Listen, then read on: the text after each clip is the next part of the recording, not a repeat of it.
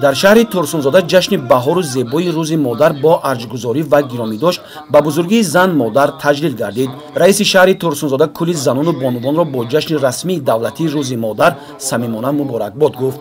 мафсуд таъкид дошт ки ҳукумати ҷумҳурии Тоҷикистон дар давоми солҳои охир як қатор санадҳои меъёрии ҳуқуқиро ба тасвиб расонид ки ҳамаи онҳо пеш аз ҳама барои таъмини зиндагии осуда ва баландбардоштани мақому манзилати зан модар дар ҷомеа нигаронда шудааст.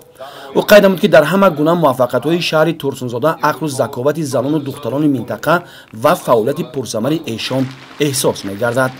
мақомоти иҷроии маҳаллии ҳокимияти давлатӣ низ барои фаъолияти ҳамаҷонибаи занҳо имкониятҳои мусоид фароҳам оварда ҷалби онҳоро ба корҳои ҷамъиятӣ ҳамеша дар мадди назар дорад ва вазифаҳои зиёди роҳбарикунандаю пешбурди корҳои ҷамъиятиро бо боварии том ба зиммаи онҳо супоридааст.